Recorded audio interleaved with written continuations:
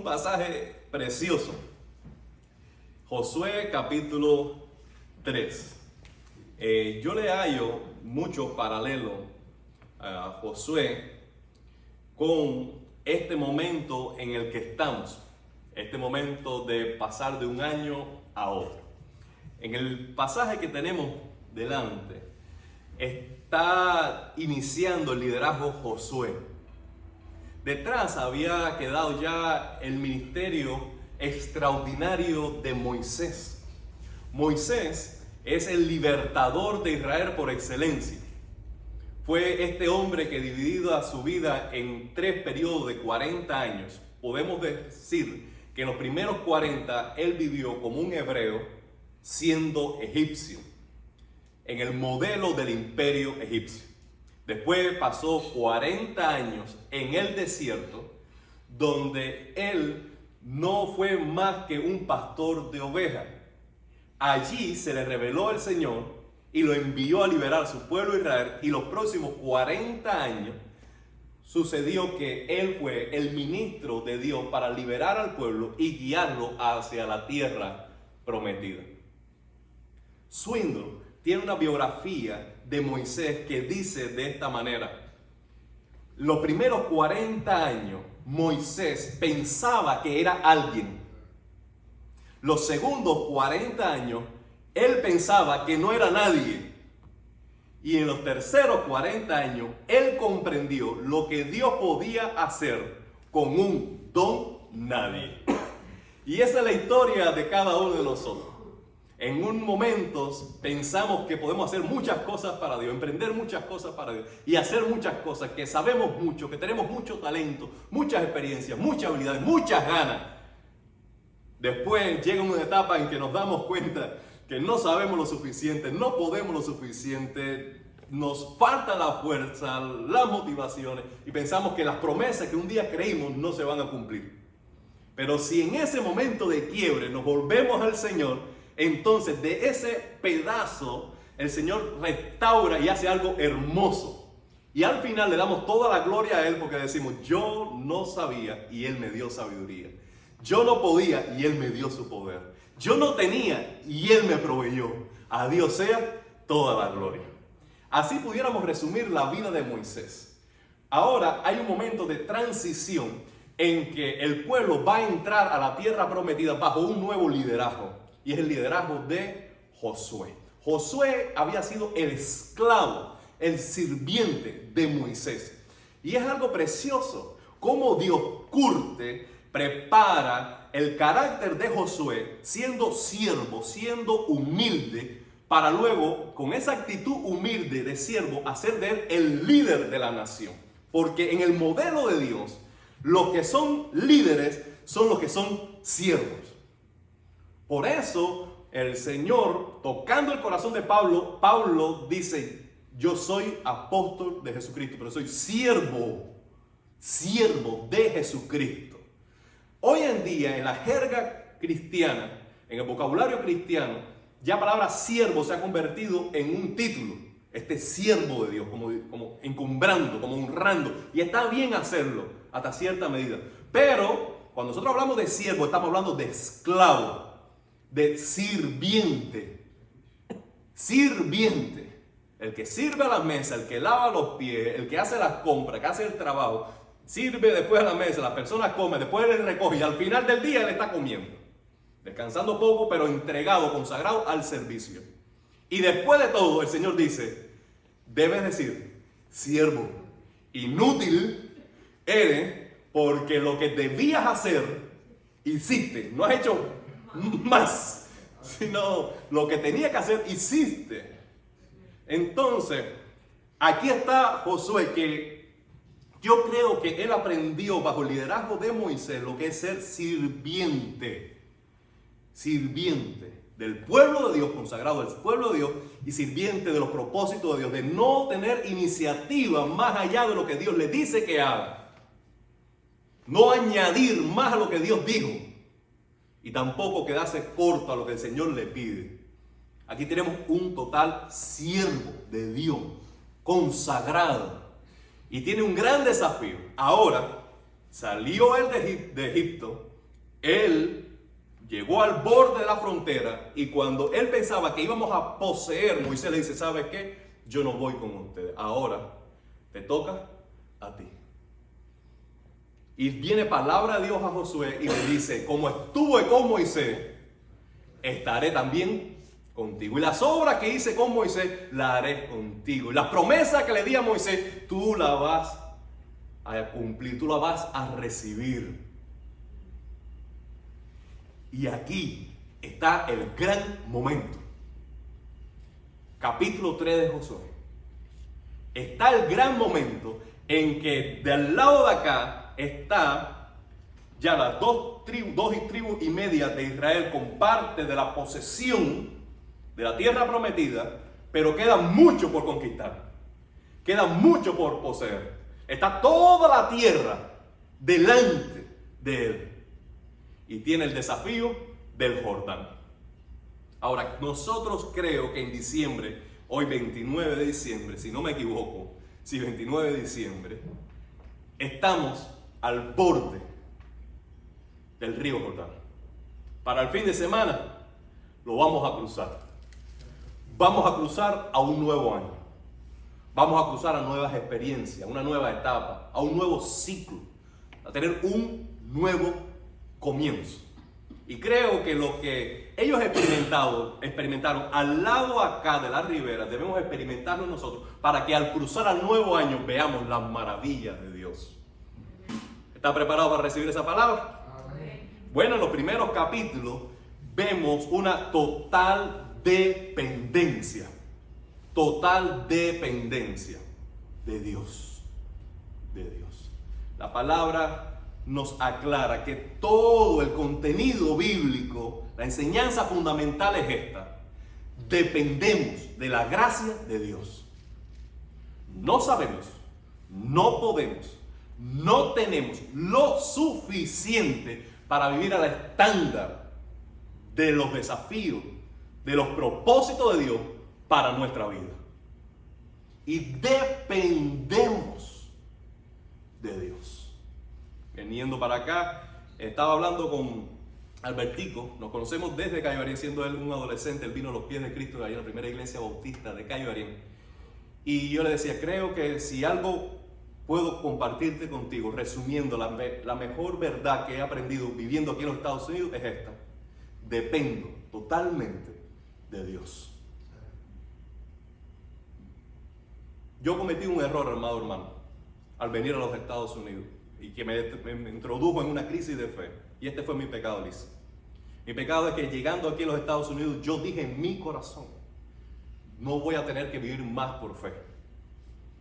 En esa fe cubana, ¿no? De que uno no sabe lo que va a almorzar, que uno no sabe lo que va a comer, que uno no sabe cómo va a ir a La Habana cuando tiene que ir a La Habana, que uno no sabe cómo va a resolver tal cosa. Yo llegué aquí y dije, bueno, ya por fin voy a trabajar. Fíjense qué arrogancia, hermano, de mi corazón. Voy a trabajar. Cuando yo trabaje, voy a tener lo necesario y yo mismo voy a ser suficiente para cubrir mis gastos y tener lo necesario, de manera que no voy a tener que preocuparme más por lo que he de comer, por lo que he de tener, por donde debo ir, porque llegué a los Estados Unidos de América. Y déjame decirle que nunca antes en mi vida he vivido más por fe desde que llegué a los Estados Unidos de América. Aquí yo he aprendido lo que es vivir por fe. Dímelo, Elena. Aquí, no Cuba, está bien. Aquí es donde yo he sabido lo que es vivir por fe, depender de Dios. Porque el Señor me introdujo, me suscribió a una universidad a tomar esta asignatura. Gracia divina. Tú dependes de mi gracia para todo y en todo momento, donde quiera que vayas, cualquier cosa que tú vayas a hacer, tú dependes de mí. Y todavía no me he graduado de esa asignatura. Todos necesitamos crecer en la humildad del reconocimiento que nada somos sin Cristo. ¿Están de acuerdo conmigo? Cuánta arrogancia, Giovanni, hay en mi corazón aún, que necesito despojarme de ella, humillarme día tras día, porque yo soy muy autosuficiente y necesito aprender la humildad de que no puedo dar un paso sin tocar la puerta del cielo y pedir gracia oportuna para dar ese paso. Y ese es el mensaje exacto de todo el contenido bíblico. Por eso en los primeros versículos que ustedes ya leyeron, voy a hacer simplemente resúmenes. Se levantó Josué de mañana y dijo al pueblo: vamos a pasar el Jordán. Llegaron al lugar del Jordán, dice, y después de 3 días los oficiales recorrieron todo el campamento y mandaron al pueblo diciendo: cuando vean el arca del pacto de Jehová su Dios y los levitas y sacerdotes que la llevan, ustedes saldrán de su lugar y marcharán en dirección a ella, a fin de que sepan el camino por donde deben ir, porque ustedes no han pasado antes por este camino. Pero entre ustedes y ella del arca hay una distancia como de 2000 codos. No se acerquen a ella. El Señor nos está diciendo allí: tú vas a cruzar a un nuevo año. Tú nunca has vivido 2023, Melissa. Por tanto, tú no sabes cómo pasar el 2023. Ahora, para que tú sepas cómo pasar el 2023, tú tienes que hacer lo siguiente. Tú quédate en tu lugar hasta que tú no veas que el arca de Dios se mueva. Porque Dios necesita, tú necesitas que Dios vaya delante y tú detrás. Hay veces que en la vida las cosas no van al tiempo que queremos y nos adelantamos. Y hay veces que llega el momento de consagración, el momento de decisión, el momento de crisis de fe, que tú necesitas dar una respuesta a Dios y tú la quieres postergar, tú quieres pensarlo. Amado hermano, en la vida tú tienes que ir al compás de Dios. Tú no puedes adelantar el tiempo, tú no puedes ir contratiempo, tú no puedes ir atrasado, tú tienes que ir al compás de Dios. Al compás de Dios. Porque cuando tú vas al compás de Dios, tu vida está en armonía con la melodía del propósito de Dios en tu vida. Yo soy un desesperado. Laura, yo soy un desesperado. Cuando yo... No estás solo. Amado hermano, yo no sé si el señor González es igual que yo, pero a veces yo quiero apurar hasta la comida. Y yo le meto unos acelerones al fogón. No, él quiere apurar el tráfico. El tráfico. Bueno, ahí estamos todos, yo creo. ¿Cómo tú quieres apurarlo? A ver. Apurarlo, desaparecer. Un poquito más agresivo. Entonces, se me huele el fogón. Una comida debe hacerse en el tiempo que lleva. Si a una carne tú le metes un acelerón, te queda quemada por fuera y cruda adentro. Ahora, si tú, por ejemplo, como yo no sé si a alguno de ustedes, le voy a dar un curso de cocina. Mira, Elizabeth Jiménez, tú has hervido boniato en presión. Yo a veces quiero apurar tanto las viandas que quiero meterle presión. ¿Usted le ha metido presión a una calabaza o a un boniato?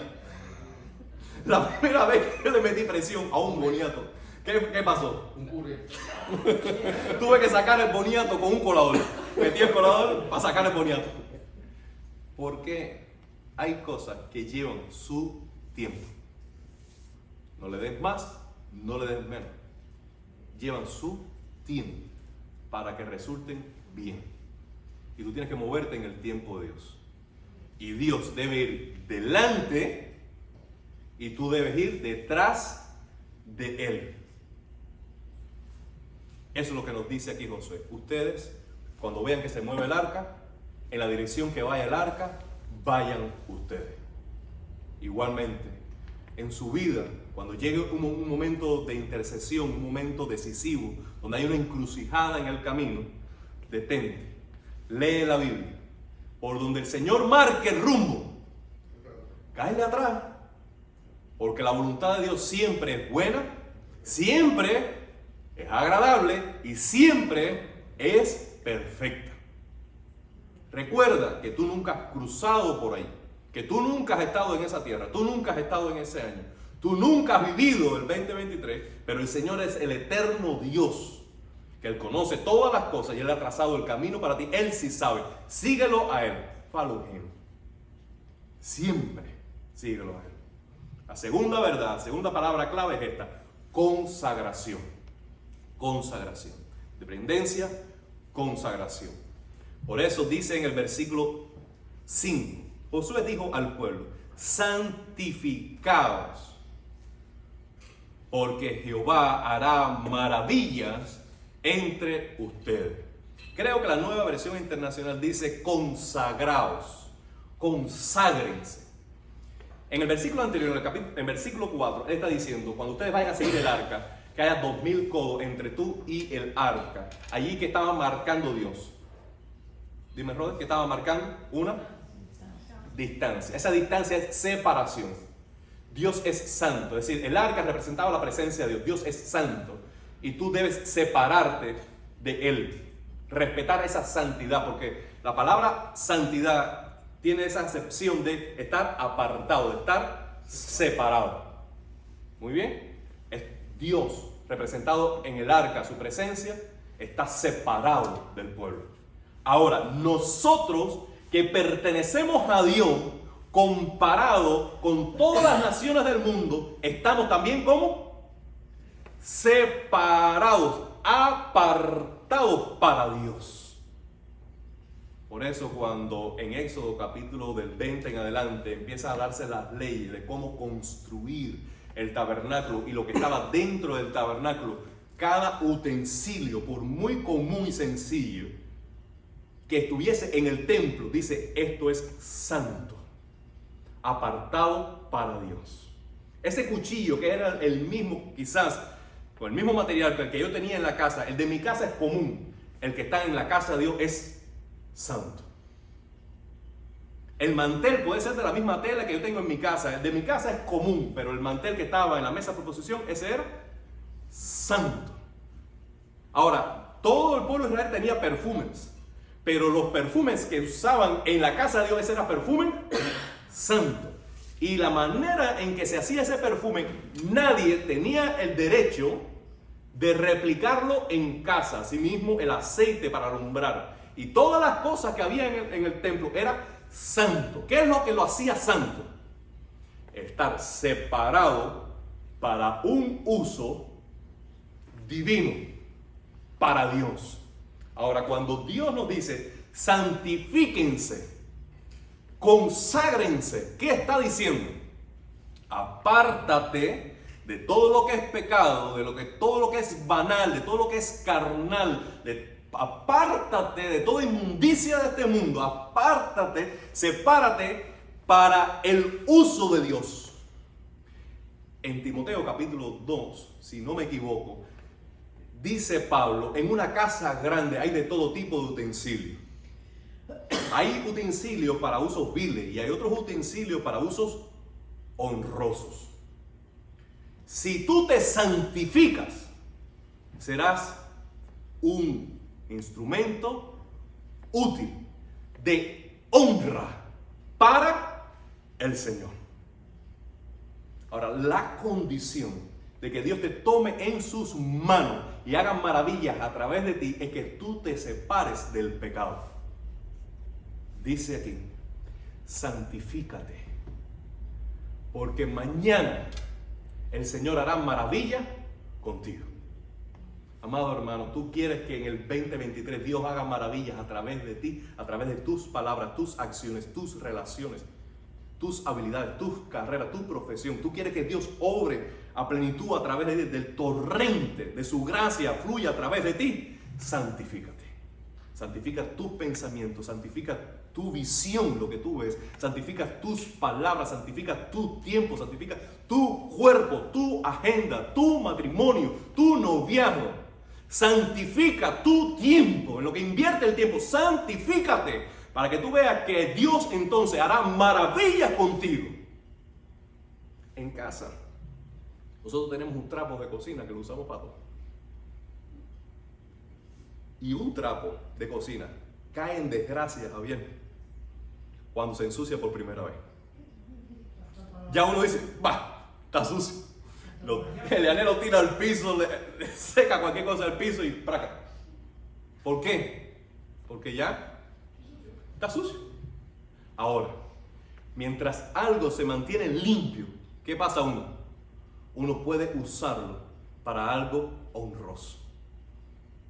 Porque está limpio, hermano. Este es el mandamiento de Pablo para Timoteo. Consérvate puro. Consérvate puro. Ahora, ninguno de nosotros puede ser santificado por esfuerzo humano. Debemos reconocer que somos pecadores.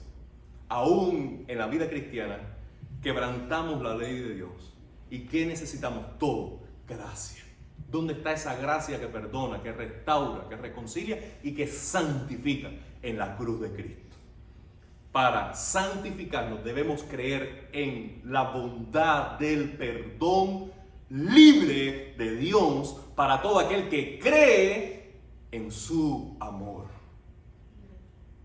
Venir a Él y decir, Padre, he pecado, ten compasión de mí.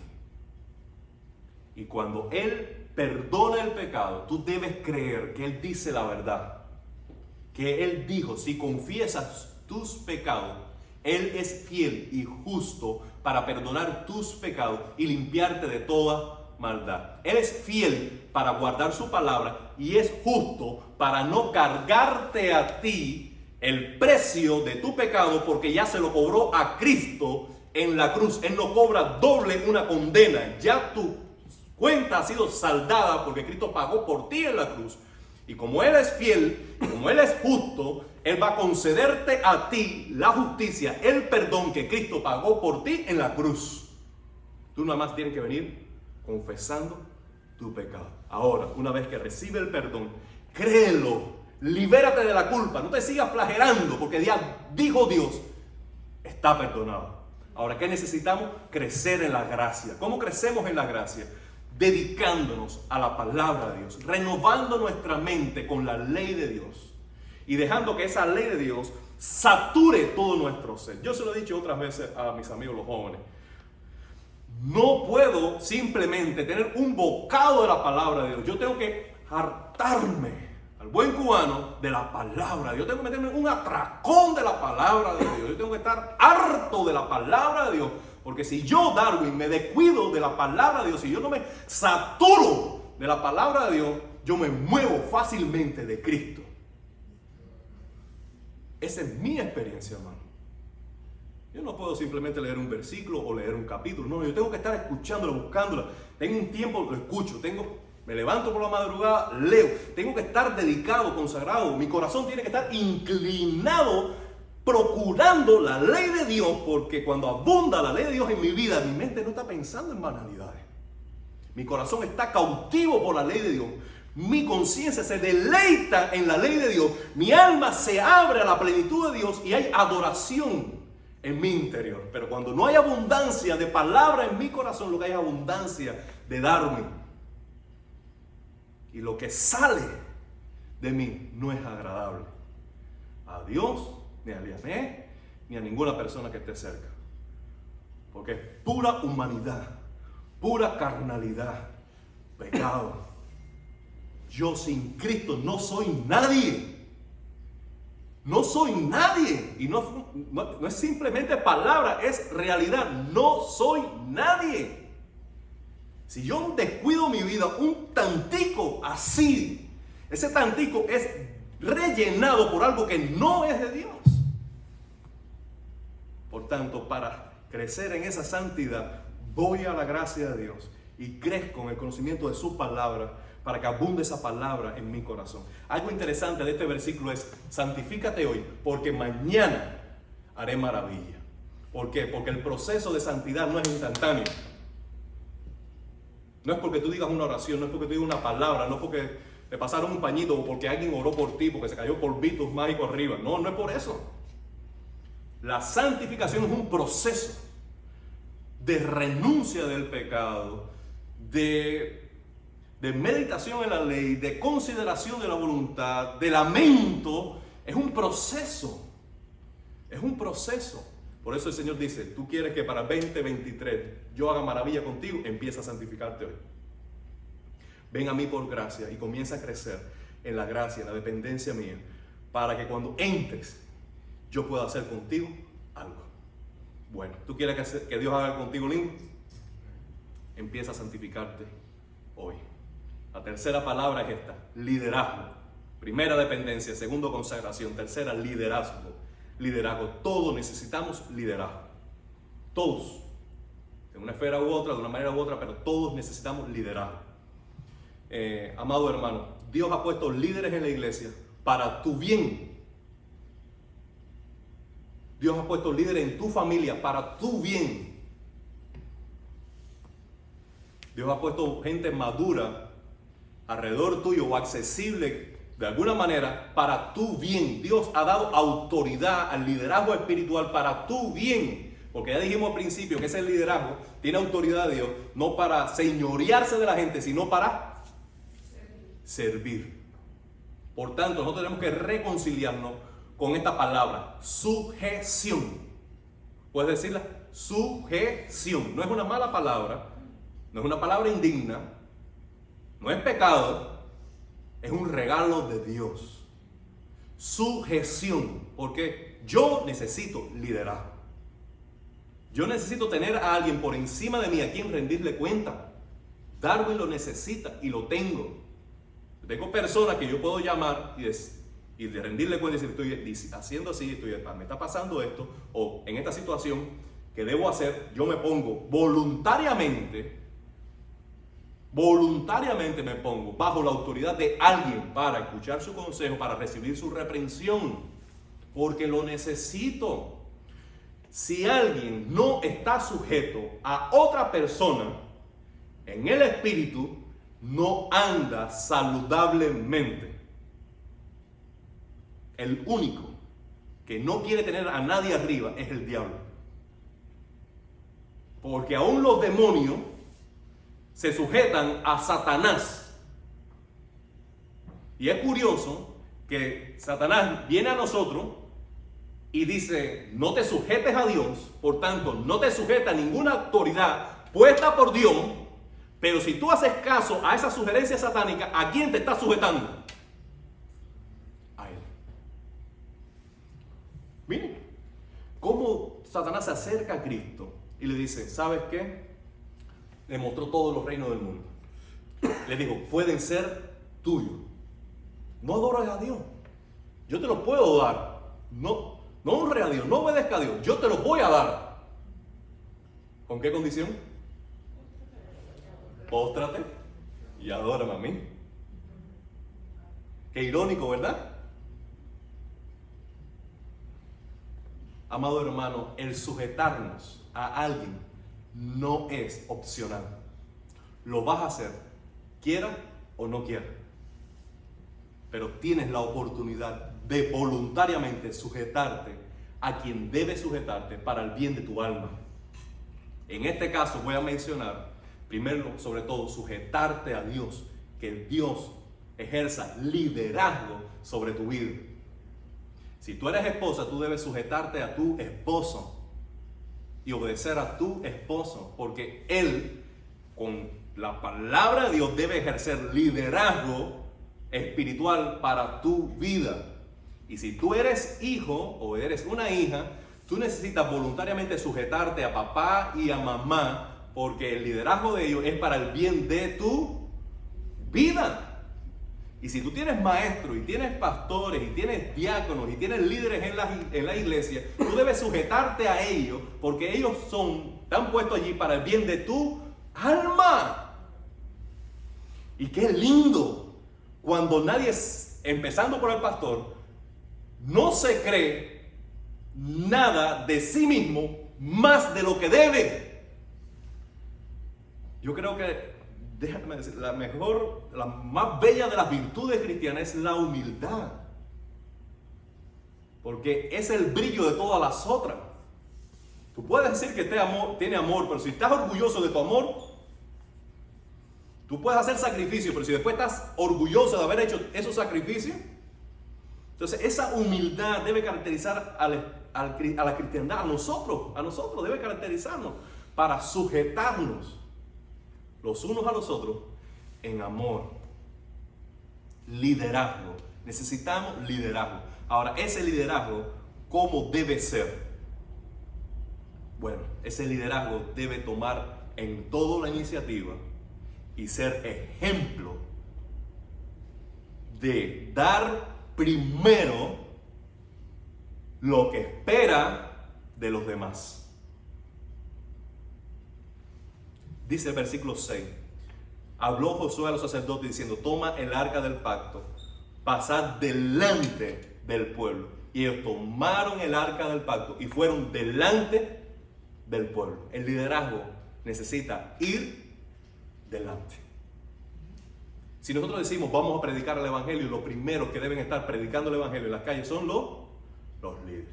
Si vamos a hacer un evento, los primeros que deben estar cargando y sudando y gastándose, ¿quiénes son? Los líderes. Si nosotros vamos a ayudar a un anciano, los primeros que deben llegar allí, los primeros que deben estar comprando, sacrificando, dando generosamente, ¿quiénes son? Los líderes. Deben ser ejemplo en todo. Deben dar primero, deben llegar más temprano, deben dedicar más tiempo en oración, deben dar más. No porque están en competencia, sino porque están llamados a ser modelo del resto. Deben ir delante. Porque cuando tú vas delante en la santidad, tú vas delante en el conocimiento de Dios, tú puedes tomar de la mano a alguien y decir: mira, por aquí yo fui. De lo contrario, tú tienes que decir: mira, ve por allá. Pero ¿con qué autoridad tú vas a decir ve por allá si tú no has ido? Ahora, también deben ser los últimos en otras cosas. Este pasaje nos dice, el versículo 17, haciendo un salto al final del capítulo, dice: mas los sacerdotes que llevaban el arca del pacto estuvieron en seco, firmes. Amado hermano, subraya eso, firmes en medio del Jordán, hasta que todo el pueblo hubo acabado de pasar el Jordán, y todo Israel pasó en seco. Los líderes son los primeros en llegar y son los últimos en irse. Son los primeros en servir a las mesas y son los últimos para coger la comida. Son los primeros para instalar todos los audios y son los últimos para luego recogerlo. Son los primeros en llegar a predicar y son los últimos en salir del lugar de la predicación. Es el primero en llegar a la zona de combate y es el último en retirarse.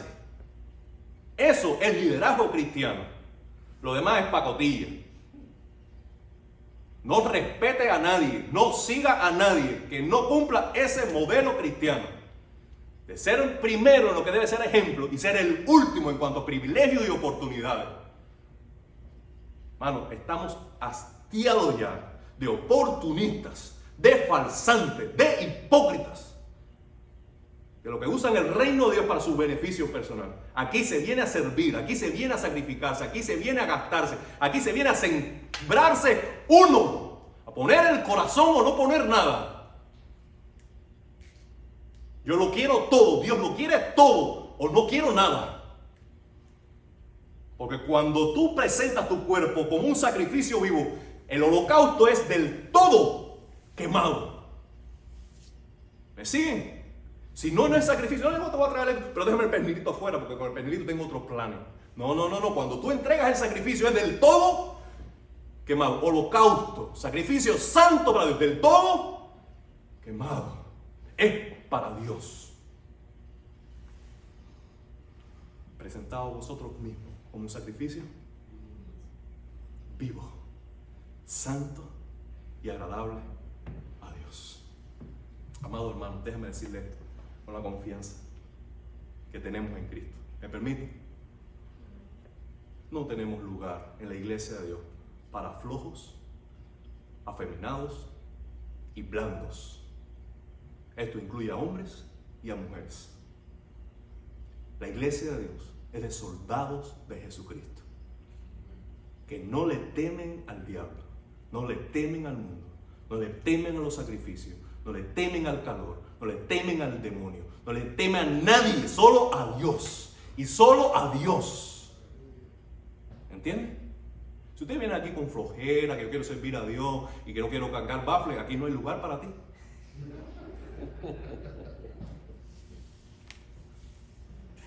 ¿Está entendiendo, Matiel? Aquí no hay lugar para ti. Porque cuando yo deje de cargar un bafle, usted deja de cargar un bafle. Cuando yo sea en último en llegar y el primero en irme, usted lo puede hacer. Pero mientras tanto que yo no lo haga, usted no lo puede hacer si quiere servir aquí.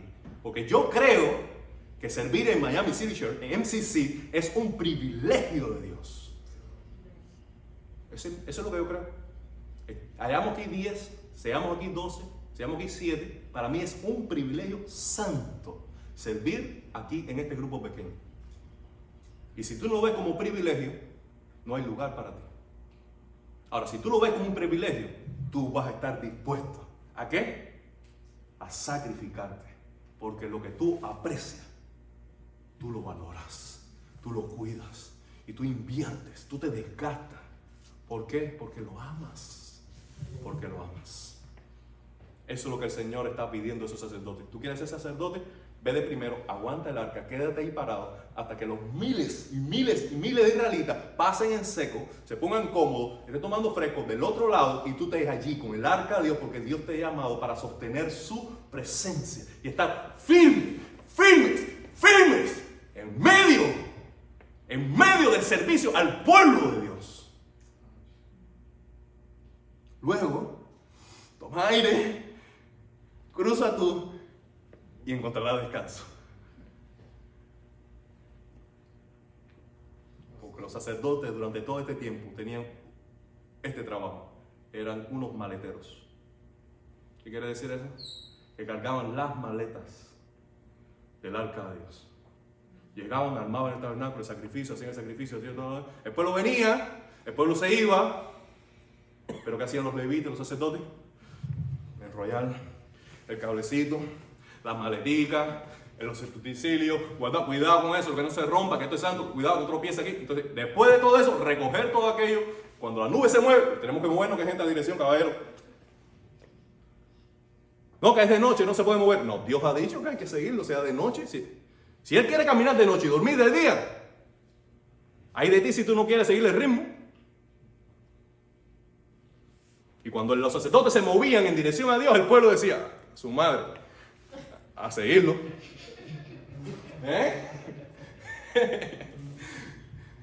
Amado hermano, porque cuando tú tienes líderes que siguen la presencia de Dios, cuando tienes líderes que van delante con la chequiná, con la presencia de Dios, la gloria de Dios sobre ellos, tú tienes que moverte o pereces en el desierto.